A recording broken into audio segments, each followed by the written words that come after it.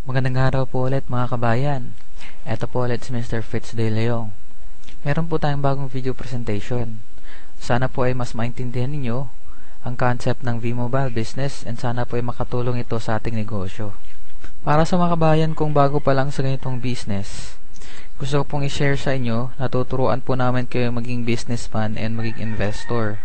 Magkakaroon po tayo ng extra income sa ating mga kasalukuyang trabaho. Ito po yung ating glass of ideas. May i-share lang po kaming opportunity sa inyo. Pag puno po yan, syempre po, aapaw po yung tubig dyan. So, hiling ko lang po is i-empty muna natin yung ating baso para po yung i-share namin na idea ay ma-absorb nyo. And huling kahilingan lang po, buksan po natin yung ating isipan. Kasi po ang opportunity na i-share namin ay para po sa yung time and financial freedom. Maraming salamat po ulit. Ito po yung mga quick facts. Philippines is still the undisputed texting capital of the world. And there are 85 million cell phone users out of 93 million population. And 1.3 billion SMS are being sent daily. Pagpalagay po natin, cold cash dyan is around 600 million. 15 billion are being spent for prepaid load alone every month. And prepaid load is the number one product consumed sa Pilipinas. Ang point ko lang po dito kabayan is, billion industry po ang telecom business sa Pilipinas. And technology has changed our lives, especially through communication. Hindi po tulad ng dati na ang tagal pong makipag-communicate sa ating mga mahal sa buhay. Ngayon po ay instant na. Ang point ko po ulit dito kabayan, tayo mismo gumagastos ng malaki para makipag-communicate sa ating mga mahal sa buhay. Ang average Filipino po ay gumagastos ng 30 pesos a day sa kanyang prepaid load consumption. Multiply po natin yan ng 30 days, that is 900 a month. Then multiply po natin ng 12 months, so that is 10,800 a year po.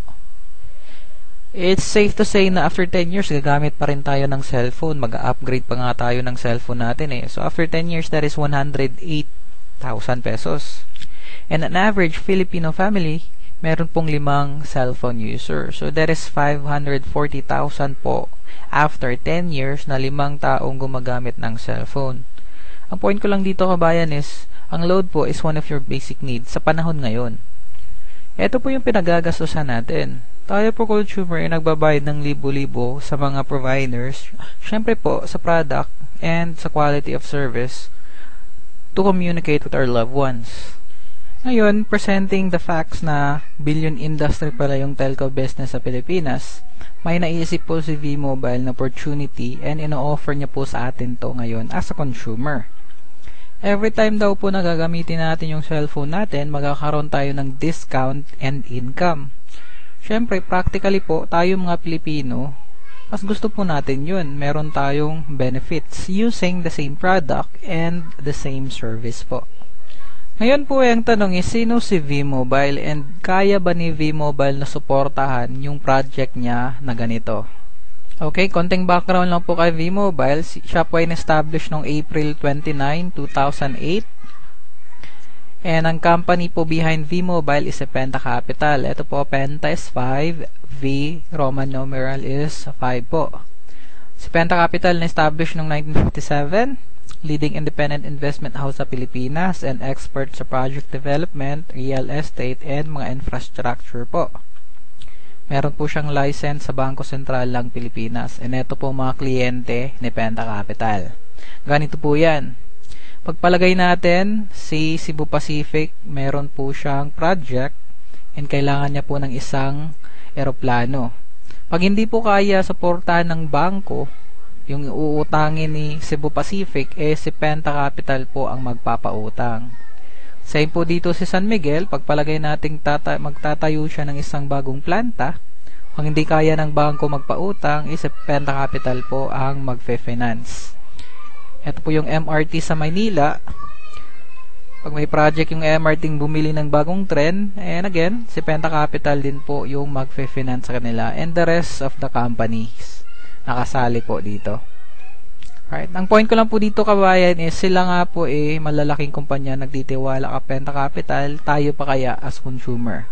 pwede po nating pagkatiwalaan si Penta Capital. Company base po, company wise, stable po tayo. Okay? And then, kayang-kaya po ni V-Mobile suportahan ng project na to. The next question is, paano po natin to ma-avail na project? Paano po tayo makakakuha nitong benefits na to? Ang tanging gawin lang po natin is gamitin yung V-Mobile system. Meron po tayong dalawang option. Ito po yung first option natin, maging Tecno user.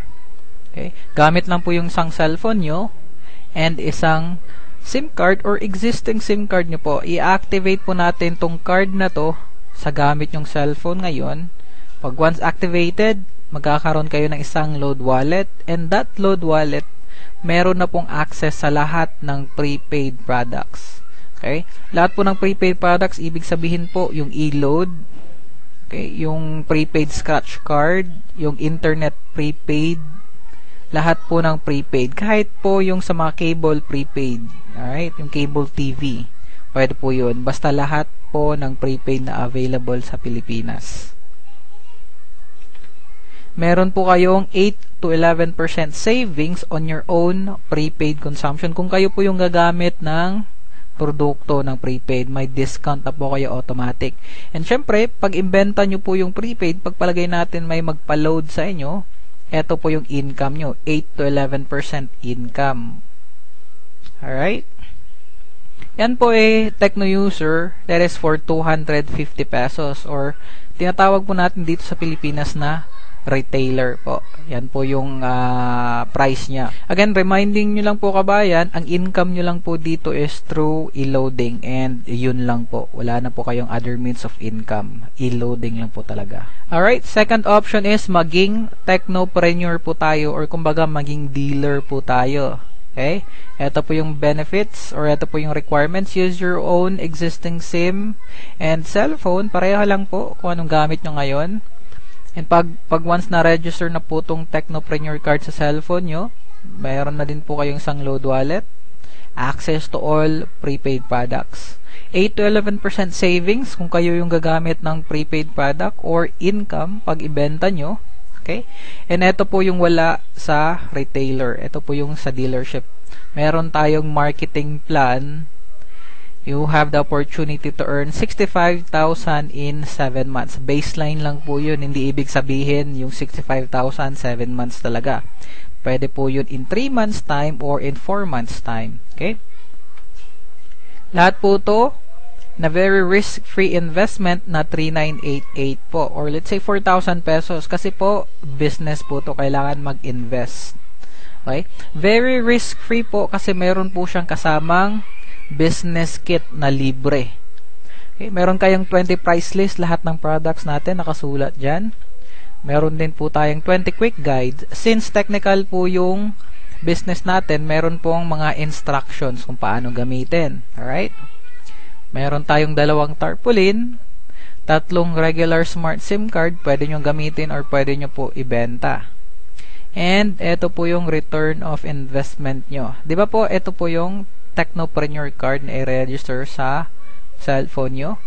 And then, you will get the 20 Tecno user card or 20 retailer card worth 250. Again po, 250, multiply mo yan ng 20 cards, that is 5,000 pesos. So, yun po yung return of investment nyo. May income pa po kayong 1,000. And, nakalagay yan sa, lahat yan nakalagay sa bag, and automatic meron tayong 2 personal online inventory system. Lahat po ng ating transaction, monitored po online. Ito pong website na to, dito po mamamonitor lahat ng e-loading transaction nyo. And ito po na website, ito po is lahat ng transaction nyo sa marketing, mamamonitor po dito. Marketing plan po natin. Kaya ito po pong isang benefit ng pagiging dealer. Meron po kayong tinatawag nating gross retail override. Okay? Ito po, pagpalagay natin, meron kayong isang Tecno user card na nakakaubos siya ng 500 daily load consumption. Meron kang, pagpalagay natin 2% ng 500, let's say 10 pesos. Automatic yon, income mo yon kasi ikaw yung dealer. Under mo yon sila as retailer.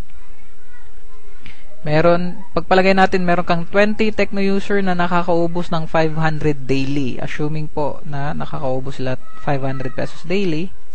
If you're going to multiply that 10 pesos by 20, that is 200 pesos. Yun po yung automatic income mo kahit wala kang ginagawa. Alright? Yun po yung isang benefits ng pagkuha ng dealership. Alright? How to replenish your load wallet? Syempre, ginagamit natin, mauubos yung load wallet natin. First is, punta lang po kayo sa mga V-Mobile office nationwide. Okay?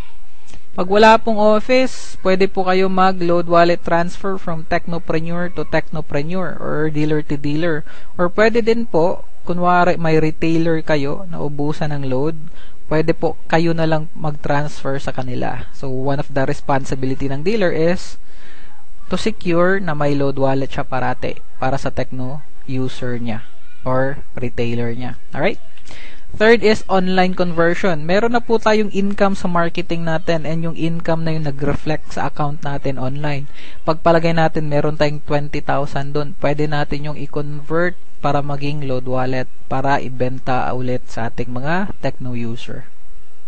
Okay, ito po last option natin. Pag wala na talagang option iba, pwede po tayo mag-cash deposit sa mga accredited banks. Union Bank, BPI, BDO, Metrobank. Alright? Meron po tayong bank account number ng V-Mobile sa mga bangkong to. Doon po tayo magde-deposit. Okay? Pagkatapos natin mag-deposit, bibigyan tayo ng teller ng resibo. And yung resibo po, yung information sa resibo, iti-text natin sa V-Mobile system para po ma-confirm na tayo ang nag-deposit ng pera. Okay, ito pong how telecommunication system works, traditional system. Na-check off ka, punta ka ng tindahan para magpa-load. Okay?